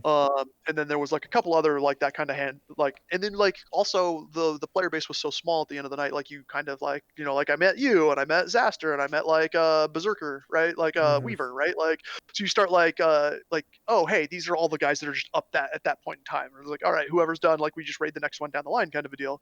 So like Mhm. oh well, if I'm up then like I actually can get views, I can get viewer count and like have a community that space. So And you mentioned something important. You scheduled your stream around yeah, like the least amount of yep, tryhard hours, yep, so you can have the absolutely. most fun. That's very Yeah. interesting. Well, and it was also like, hey, I know that I'm currently not capable of competing with the people that are streaming in that category, so I Hmm. will just move my time to when they're not on. They got to sleep sometime, and turns out I can sleep whenever I want. So, Gotti. yep. What about so once you started having more and more people coming in, did you feel like was there a sense of doubt in like in the community that you had? Like was there any like sense of doubt in like yourself or What do you anything mean? going on? Well, there's something we call imposter syndrome where Oh, sure. yeah. Like, why are people watching me, Yeah, right? Like that kind of exactly. thing. Not really. Okay. And not because like I mainly because I always looked at it as the like, hey, this is the chill place to hang out, and I'm the like late night squadrons dumping ground, right? Mhm. Like versus the I'm the best objective player on Twitch, right? Like Mhm. I was never worried about being that person, and that was not the persona that I was putting out. So if people wanted to come hang out, they were coming because of the like chill nature. And like, don't be wrong, like I'll still do like cool random shit. And people are like, oh, that was awesome. Like, hey, like I did a cool thing, cool, right? Right. But like that's not the expectation, Mhm. right? I mean, you even see it like when we started doing predictions. Like Chris would be up running predictions, and the predictions would be like, "Am I going to hit a wall in the next 60 seconds?" Not, Yep. "Is he going to like go kill five people?" Right? Like, so it's that very like, I don't know, self-deprecating humor and that kind of Mhm. thing, right? Like, and that's just always been my like. It's interesting for people that are outside of the crate culture because Mhm. like you have to remember we all know each other in person. Like we've all spent like I've slept in Chris's house before. I've slept in the Johnson's house before, like that kind of Mhm. stuff. Like we've all been drinking for literal years, right? And so it's like we will just relentlessly give each other shit. And people are like, "Wait, these are your friends, right?" I was like, "Yeah, no, they're great." Like, but like, he hasn't said a nice thing about you in 4 days. I was like, "Yeah, it's just how it's just what we do, right? Like, it's Mm-hmm. fine." Um, so I think that kind of translates over to where it's just like we don't have the expectation, like, you don't come watch my stream because you're gonna see, like, it's not gonna be the Fencar style. I'm gonna kill 2 shield gens in like 30 seconds as I drift Right. around, right? It's more of an entertainment factor, not a pro gameplay level factor.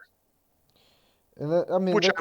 that's what I would want as well, right? Like, Right. And I mean, I think you simplify it, right? Doing mhm, that. Like, if you get way too competitive about streaming and gaming, you lose sight of, the community and what you're really yeah, there for, which is to build something up rather than.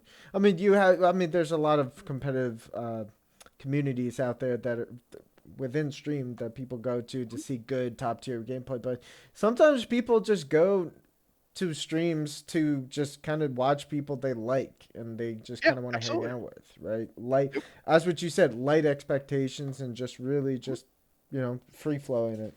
We're just here vibing, man. We're just here vibing. Just here vibing. So how does the persona you portray on stream line up with your true self? So is It's almost identical.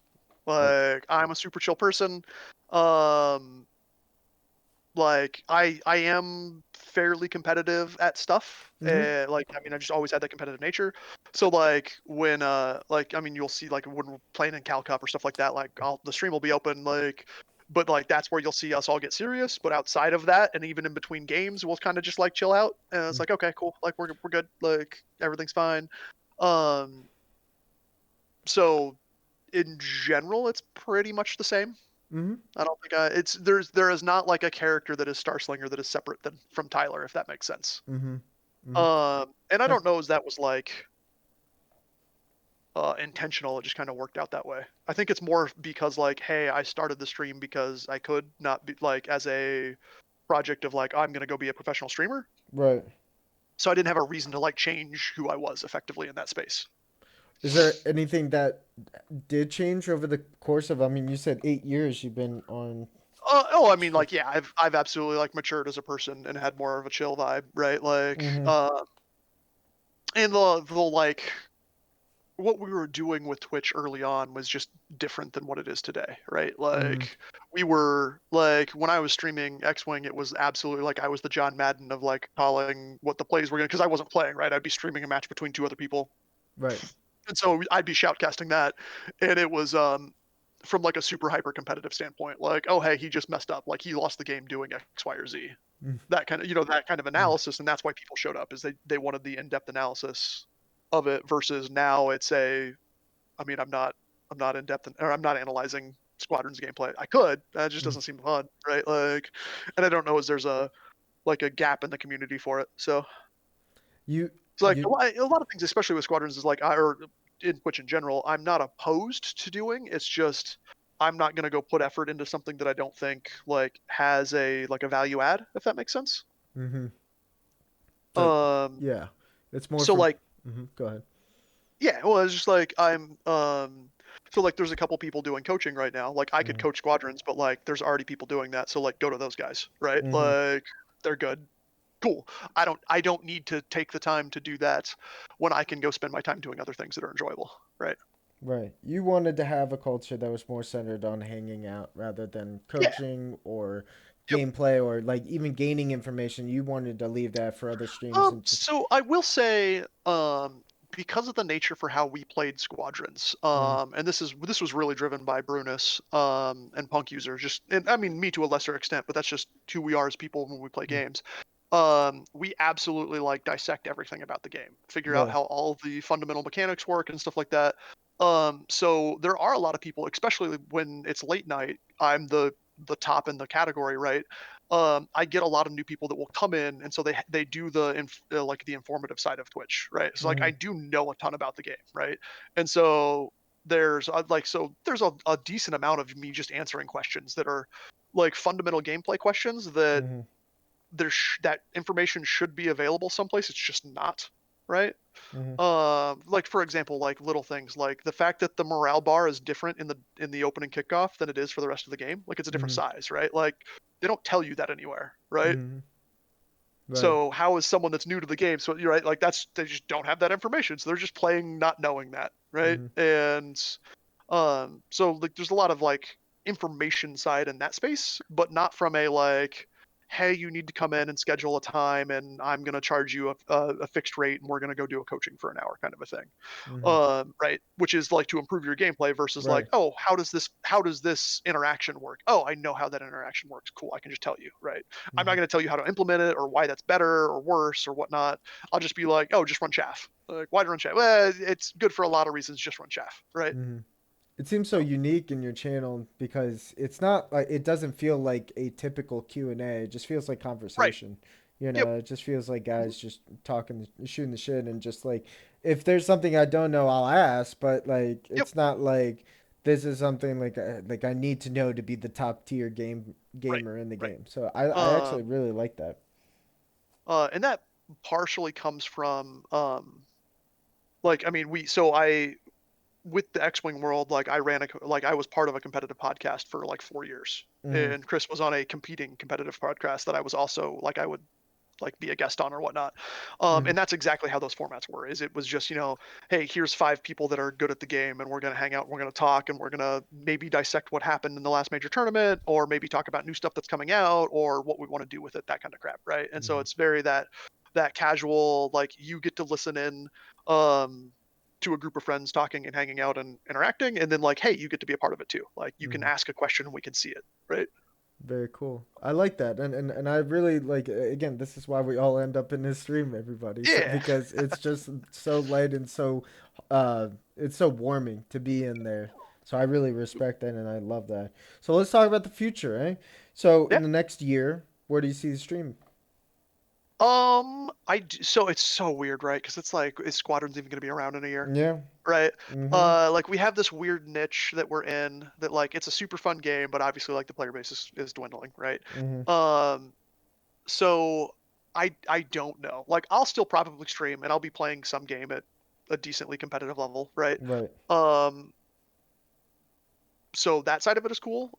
There are like I think I have like a handful of regulars at this point that will go watch me play other games, right? Mm-hmm. But like the bulk of the people come because they want to see Squadron stuff or they want to talk about it, which is cool. Right. So my guess is my channel will like reduce in size, which is fine. Mm. Like, um, that is unless we like with I don't know, man. The next cool game comes out. If I happen to be good at it, then like we'll grow with that too, right? Right. Um, I would love once again, like I would love for there to be an extra like 100,000 people that start playing Squadrons, right? Right. Like, hey man, this is great. Like, let's get the community.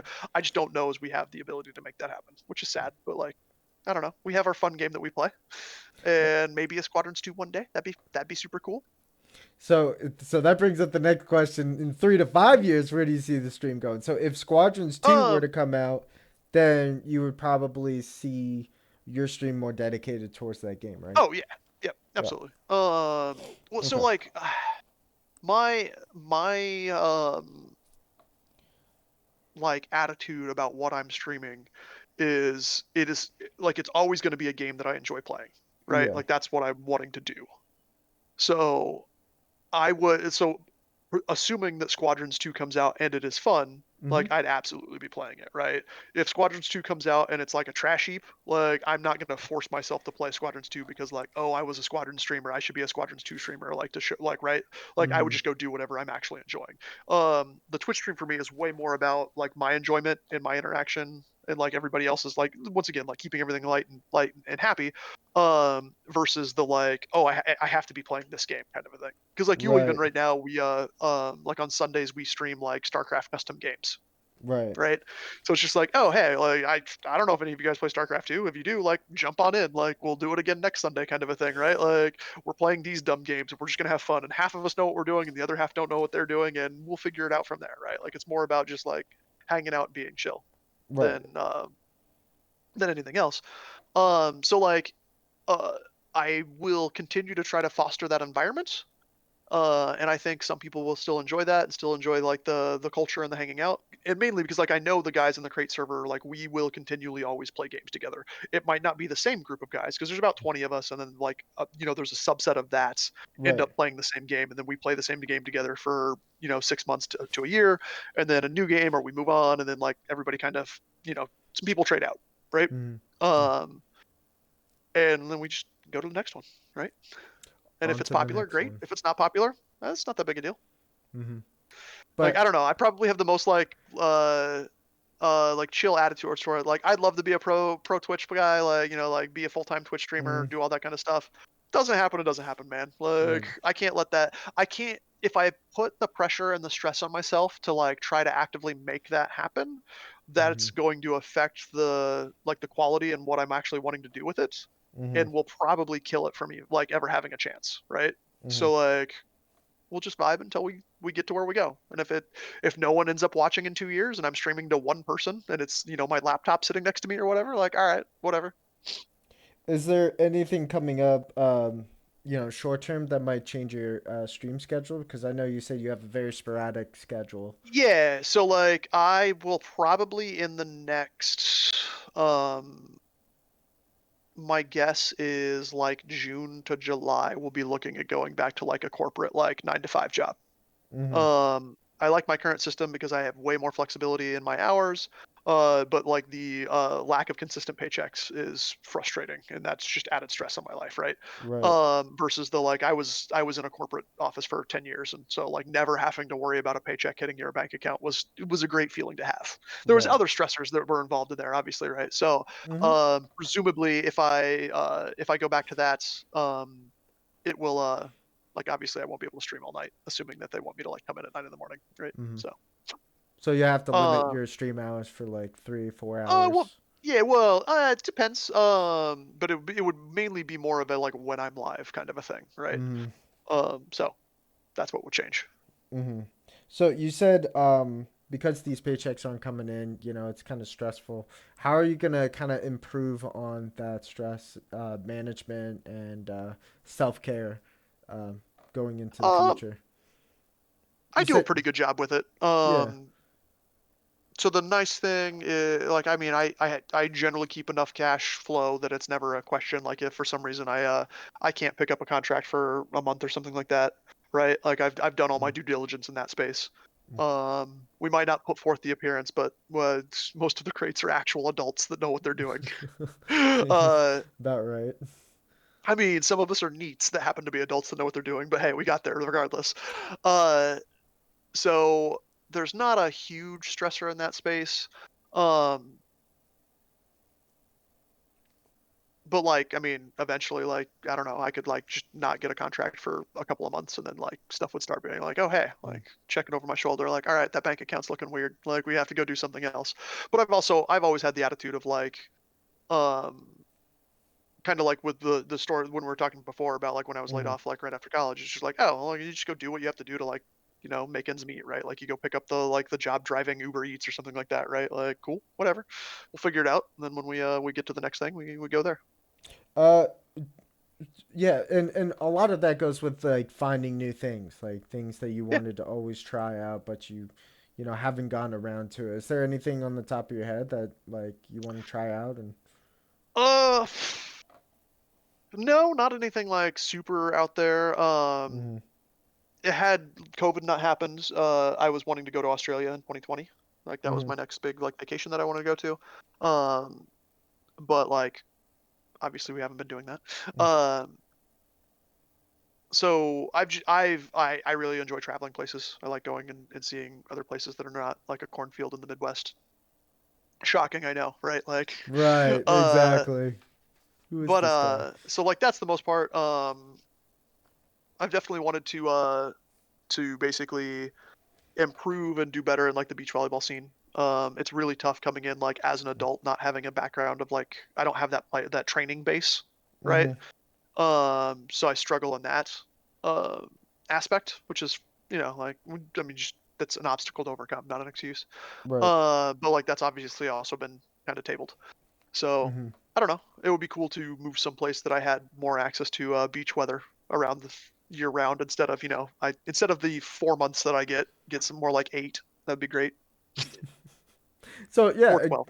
and it sounds like there are things that you want to focus more on, like volleyball, and like traveling is such a big thing. Like Yeah. I know that you competed overseas and stuff, but even Mhm. just to travel, just to go out and like witness your environment. Like just go Oh out, go yeah. to the Yep. bars, check out the Yep. culture, like do all that stuff. Like that's self care too. You know, just to get Oh away yeah. from where you Absolutely. are Yep. and find new stuff. So now that we've kind of come to the end, towards like, again, like I appreciate you coming out and really Yeah. doing an interview with us and getting to For know, sure. like, really opening yourself up right here. The last thing is, for all these novice, let's start with novice gamers. So for Sure. people that are just getting into games, so like kids like 5 or 6, just trying to save up enough money to get their own system and Sure. whatever it Yeah. is. What's some advice you have for them? Yeah. That So we live in this weird like there's so many different kinds of games nowadays, mm-hmm, right? That there's literally something for everyone, right? Like the idea that like, oh, I don't play video games is such a weird concept to me nowadays, right? mm-hmm, Because it's like, no, there's probably something you enjoy, right? mm-hmm, Like they literally make everything now, right? Like we live in the information age where they can do anything.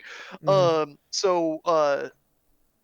Like not to get caught up in liking what everybody else likes, Yeah. right? Yep. So it's just like, so for example, like I mean, back up 5 years or whatever, but like, you're a middle school kid and you don't like Fortnite, like that's okay. Yeah. There's a ton of games out there. You can go play something else, right? And the cool thing is like gaming is now like, I mean, like not to go boomer on you, but like when I was growing up, like people like being a gamer was like a bad thing, right? Mm-hmm. Like Right. and you Exactly. literally and you Geeks. literally couldn't yeah, but like you couldn't be a pro video game player. That shit didn't exist, right? Mm-hmm. Like now we have like 14-year-olds making $1 million playing Fortnite. Like, all right, Mm-hmm. cool, man. Like, uh, so it's like there was a lot of groundwork that was, and like the new generation of kids growing up are gonna have this weird like everything like the world's their oyster. You can do whatever you want, man. Like, Mm-hmm. you want to play video games? Awesome. There will be a game you love, and you might be trash at it. Don't worry about that. Like, just that's to do with like the competition side and like how you progress forward there. But Mm-hmm. just not to get caught up in the like, oh well, I have to like this game because it's the current cool game. Like, Mm-hmm. you don't. You can play whatever you want, man. And I think there's something that like I kind of like paraphrase from what you said. Run with your passion, right? Like Yeah, go with what absolutely. makes Yep. you feel happy, and like even if Yep. that's competitive or more towards like business orientation, like go with whatever makes you happy. Not with Yeah. what people want you to be or like envision you to be. What do you envision Yep. yourself being or doing? So that's important. Yeah. What about as a streamer? What's something you would acknowledge So for streaming new is one of those streamers? things where, yeah, I forget who said it. I think it was Dr. Lupo, but it might have been somebody else that was like a pretty big streamer where it was like, if you want to get into a streaming, you absolutely have to do it the same way that I'm doing it right now, which is this is a hobby, this is a for fun thing that you are doing.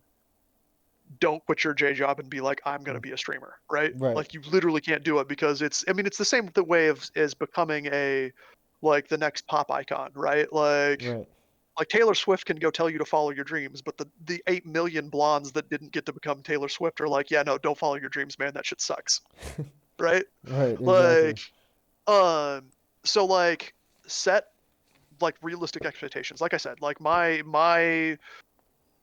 criteria for success was like after I think I said it like at 3 months. It was like after 3 months, is this paying for the difference in cost of internet? Right. So am I making $40 extra a month off of Twitch Prime subs Mm-hmm. effectively? Right. For me to go like, okay, cool. Like I can keep doing it. Now, granted, I have the money, I can keep doing it regardless, right? Like I don't Right. need that $40 a month to pay for that. It was just like, here's my short measurable goal. Mm-hmm. Like, all right, move on to the next one. Like, what's the next thing you want to do? Like, set a sub goal. Like, do like a hardware. Like, I didn't technically set a sub goal for like the Kiba Cam, but like I absolutely was just like putting money away. It's like, oh, this is all the money I've made from Twitch. I will reinvest this back into my either hardware or getting new transitions or icons, any of that nonsense, right? Mm. Something you can Um, measure yourself. That's pretty yeah, important. yeah, yeah. So like and that's actually just a life tip, right? Mm-hmm. Humans are really, really bad at going like, I want to become a great basketball player, right? That's a Mm-hmm. terrible goal to have because you can't measure that goal, right? And you don't have a Right. time frame on that goal. You can go, I want to make 7 of 10 free throws after a month of practicing free throws, Mm-hmm. right? Like that is a measurable goal that you can have and you can go practice at it. And you can say like, I'm going to shoot 100 free throws a day, right? Mm-hmm. Cool. At the end of the month, I can go like, oh, did I make 7? Oh, I made 8. I actually passed my goal. Oh, I only made 6. Or I, 6.5, depending on the day. Like, okay, cool, we got close, right? Because like Mm-hmm. not reaching that goal is also okay. You just need to be able to measure how you got there and what you're doing. So like setting small incremental measurable goals, and Twitch kind of does it for you, right? Like Yeah. the achievements you get as a streamer, right? Like those are all like those, that's actually awesome. Mm-hmm. Because that hits things that humans are bad at emotionally. And so it's like, oh hey, my points kept going up. Like I got the next one. All right, cool. Now we got what do we got to do to get to the, like 2.0, right? Like all right, now I need to get 5 people talking in my chat. Like all Mm-hmm. right, how can I do that? How do I have to interact more? That kind of thing, right? So And that there's going to um, be bad stream, like, well, not bad streams, but more or less there's going to be streams where you don't meet those goals that you oh yeah, have, absolutely. and Like I even mean, at how small it is. Yeah. yeah, I still have, especially if I'm not streaming Squadrons. Like I'll stream Valorant during the day, and I'll have like 3 people watching me for Oh like the really? entirety of the Yeah. stream. We're like, yeah, Yeah. whatever, man. Like, cool, man. People don't want to watch Valorant. It's fine. Uh, Yeah. I've gotten to that point so, too with Overwatch and Apex. So yeah, right. it's Which just. it like it has to be a thing where like, so for example, like if you're wanting to push your numbers towards getting partnered, Mm, you hit this weird dilemma of like, well, I want to do these other things, but like I can't stream these other things because that's not why I'm popular, and so I right. won't get the number of people watching me, so my average viewers will go down. Like I feel like that mentality is detrimental overall to like your quality. Hmm. So you just gotta like, I don't know, grow naturally, and if it happens, it happens. Great. If it doesn't, okay, man, it wasn't for you. You missed. You weren't the Taylor Swift, right? Like we can't all be Ninja. Ah, That's right. damn. Like whatever, man. Like Can't always be a Starslinger. yeah, sure, sure. No, no, no, that's not true. Like pretty much anybody can be me. You just have to have the right vibe. It's fine. So where can I find you if I'm looking you up? What social media I am platforms? literally Starslinger72 everywhere. So Okay. that's Facebook, Twitter, Instagram, Snapchat, Tinder. No, it's not Tinder. Twitch. I don't. Discord as well, but there's obviously numbers behind it or whatnot. But yeah, like Right. that's if you see a Starslinger72, that's absolutely me. So there you go, folks. If you guys want to Yeah. see more of this guy, or I honestly like, if you guys want to just like, you're about to go to sleep, you just want to hang out with some guys. There you go. That's what you True. do. I don't want to know how many people have just fallen asleep to my stream and it's just on, right? Because there's always like I'll raid someone, I'll be like, there's been like 7 people talking. Why is there 30 or 40 people here, Right. right? Like they can all still be awake. That's not got it. The sleepers have just been passed down the line. I'll find like an Australian streamer or something like, hey, hold these nerds for me. I gotta go to bed. Like they're yours now. Well, you should feel honored, dude. You have such a soothing voice that True. people Yeah, like God, can. Starslinger ASMR videos coming next. You know those Uh, meditation videos where it's like they have like all yeah. these actors where it's like going How have you through a like the Soothe cool. app? Yeah. Like Yes. I almost downloaded that thing because like the ad had who's the woodworker dude from Parks and Rec? Um Oh fuck. Yeah, I know what you're talking about. Yeah. like I could literally listen to this man talk for hours. Like where is why can He's oh that's writers. Hold on. Yeah, Nick Offerman. Like Nick Nick Offerman Offerman, just has right? a voice that is just like I could listen to that for yeah, I absolutely talk about anything, right? He could tell me about woodworking for 3 hours. I have zero interest in woodworking. I would not care in the slightest, and I'd just be happy to be there. It's like, all right, man, cool. Or half of the Game of Thrones cast. They also do Oh stuff yeah, like that true.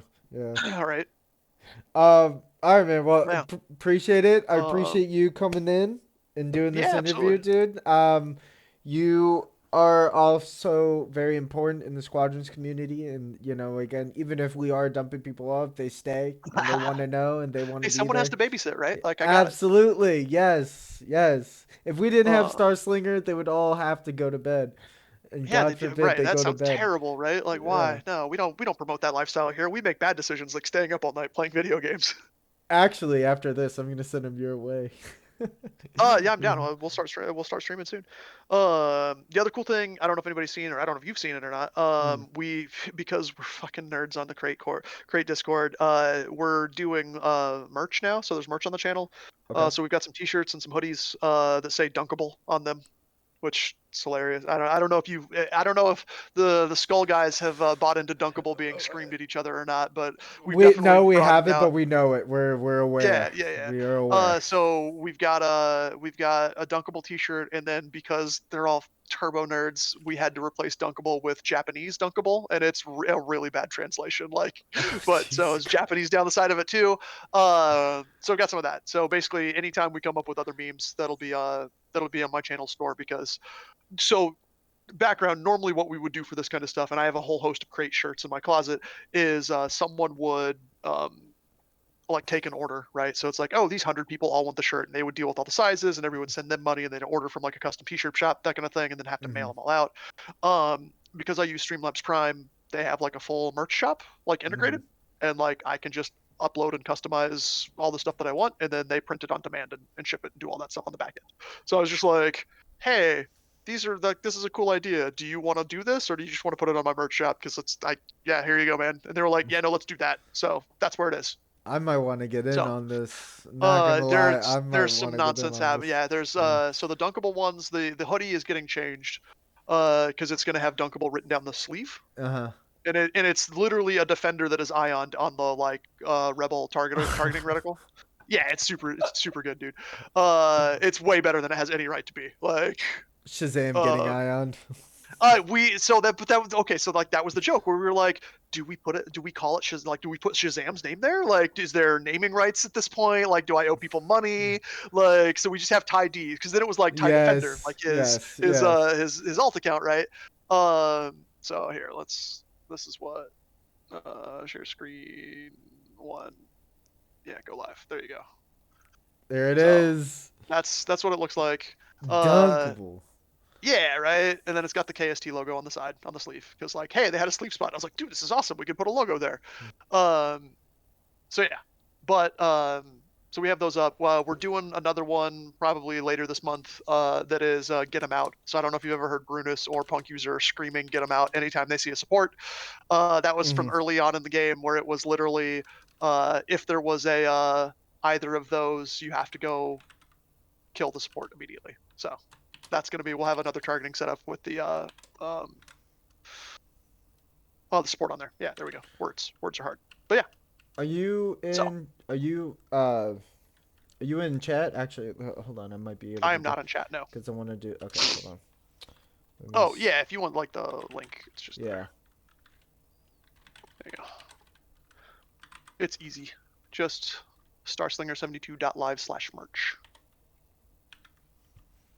All right, maybe Because this. Streamlabs Prime is really cool and they do all this. So I would strongly This will go. there's a hoodie up there, but the hoodie's going to get changed. Don't buy that hoodie. I mean, or do buy that hoodie. I don't care, man. I'm not your dad. That is the question. Yeah, it'll look better in like a night ish. I just got to get around to doing it. What is All this? right, there we go. All right. So Currently, Starslinger, go. You can catch him. He will be online very soon. So if you guys are interested in go checking him out, I absolutely feel go like check he's out the at merch. Again, this man is probably the most one of the most chill guys in the squadrons community. He has obviously like the first time I met him, he was crashing everywhere, and I fell in love. So that is Yeah, yeah. right. Like that's So the joke, right? Like you have to Twitch clip anytime I run into something, right? Like that has a humbling experience all of its own, right? Where it's just like half of which are a bunch of people that I know in real life. They're just like waiting for me to mess up, right? there Like is actually a compilation of all the crashes, and Star is in there's a like video. 4 or 5. Yeah, I think Oh, Mountie Delight did it. oh no, Mountie, so he did the first one. No, there's like an hour long video that hasn't gotten published yet. Like, oh, please publish uh, it. yeah. So Right Tackle, one of the objective players on KST, is a video editor. Like used to or still works for Disney. I'm not sure which. Hmm. Um, like as his day job, and so he was working on it, and then like his life got complicated, and that like a bunch of work picked up, and so he's just like, I don't have time to like do this project too right now. So it's coming. It's Hmm. in the ether at some point. But yeah. No. Eventually. All right, man. Yes. I will send them your way. Just let me know when you're on, and then I'll Yeah, get it we'll go. probably get on in like 15, 20 minutes. I need to like change and make some kind of food. Okay, Maybe. yeah. I don't know. I Might need be to make reasonable. some food too. Right? Holy shit. But yeah, no, this was a lot of fun. Um, Yeah. Absolutely. And I'll post it on YouTube and I'll send you the link for it. All right. Awesome. Cool. All right. Thanks, brother. Thanks, Star. Peace. Appreciate you. Have a good one. Peace out. All right.